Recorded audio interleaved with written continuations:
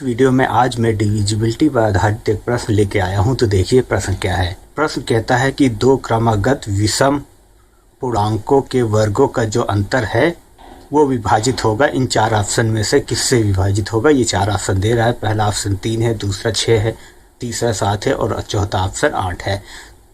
तो हमें यहाँ पर दोनों इंटीजर्स पता नहीं है तो हमें मानना पड़ेगा। तो अगर हम एक इंटीजर को x मानेंगे तो जो अगला इंटीजर हो जाएगा वो x+2 हो जाएगा, क्योंकि हमें विषम संख्याएं लेनी है। तो अगर विषम संख्या है तो उसमें एक जोड़ देते हैं, अगली संख्या जो हमें मिलेगी वो सम होगी और उसमें फिर एक जोड़ देंगे तो फिर अगली जो संख्या होगी वो विषम होगी। मतलब कि एक संख्या अगर विषम है उससे अगली विषम संख्या निकालने के लिए 2 जोड़ना पड़ता है। तो अगर हम पहली संख्या को x मानते हैं, पहली विषम संख्या x मानते हैं तो अगली संख्या निकालने के लिए हमें उसमें 2 जोड़ना पड़ेगा, तो x+2 हो जाएगा। मगर देखिए करके देखिए क्या हम सही कर रहे हैं। देखिए अगर मैं पहली संख्या को x मान लेता हूं तो अगली संख्या x+2 होगा।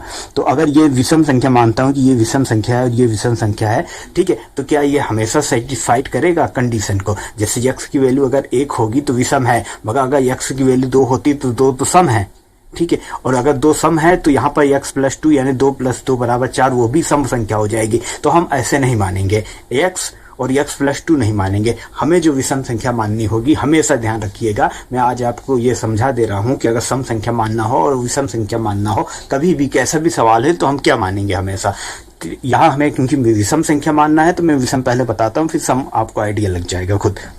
तो हमें कभी भी विषम संख्या को मानना होगा तो हम हमेशा मानेंगे 2x+1, ये विषम संख्या मानेंगे जब भी मानना होगा।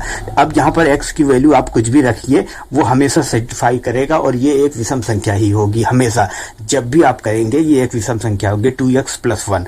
अगर सम संख्या मानना होगा तो 2x मानेंगे केवल, ठीक है, वहां +1 नहीं लगाएंगे। अगर सम संख्या मानना होगा तो 2x मानेंगे और विषम मानना होगा तो 2x+1 मानेंगे। तो पहली संख्या 2x+1 है। अब अगली संख्या निकालनी है तो मैंने बताया है कि अगर अगली विषम संख्या निकालनी है तो इस संख्या में हम 2 जोड़ देंगे। तो अगर इसमें 2 जोड़ें तो आ जाएगा 2x+1+2, ये आ जाएगा, यानी 2x+3 अगली संख्या बन जाएगी। अब प्रश्न कहता है कि इन दोनों संख्याओं के वर्गों का अंतर, तो इन दोनों का वर्ग करेंगे और अंतर करेंगे। तो हम ये देख रहे हैं कि अगली संख्या बड़ी है तो इसका वर्ग करेंगे और इसका वर्ग करेंगे और बड़ी संख्या में छोटी संख्या घटा लेंगे।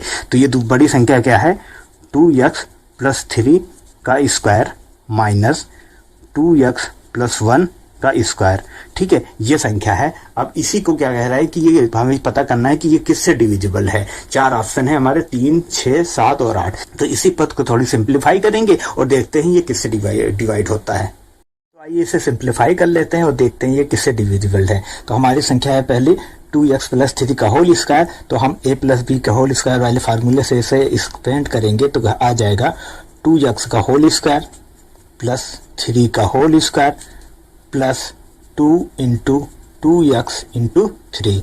ये 2x+3 को यानी विस्तार कर लिया गया है। फिर 2x+1 का विस्तार करते हैं तो माइनस 2x का करेंगे तो आ जाएगा 2x का होल स्क्वायर प्लस 1 का होल स्क्वायर प्लस 2 × 2x × 1। ये इसको भी विस्तार हम कर लिए हैं। तो आइए ब्रैकेट खोल लेते हैं। ये आ जाएगा 4x² प्लस 3 × 3 = 9 प्लस 2 दूनी 4 3 12 12x। अब इधर माइनस, ये माइनस है, ब्रैकेट खुलेगा तो सारे चिन्ह बदल जाएंगे। ये 4x² आएगा, मगर प्लस में है तो माइनस में हो जाएगा, -4x²। ये वो 1 का स्क्वायर 1 होता है, +1 है तो माइनस से -1 हो जाएगा। और ये 2 दूनी 4x, 4x है प्लस में है, इस माइनस की वजह से माइनस हो जाएगा, -4x। अब आइए इसको सॉल्व करते हैं। 4x² प्लस में है और ये माइनस में 4x² है, ये इससे कट जाएगा। +9 और -1 घटा लिया जाएगा, तो 9 में से 1 घटाएंगे तो 8 आएगा। और यहाँ से +12x -4x, +12x में से 4x घटाएंगे तो +8x आएगा। यहाँ हमें दिख रहा है कि 8 कॉमन है, 8 कॉमन ले लेंगे तो 1 + x बचेगा।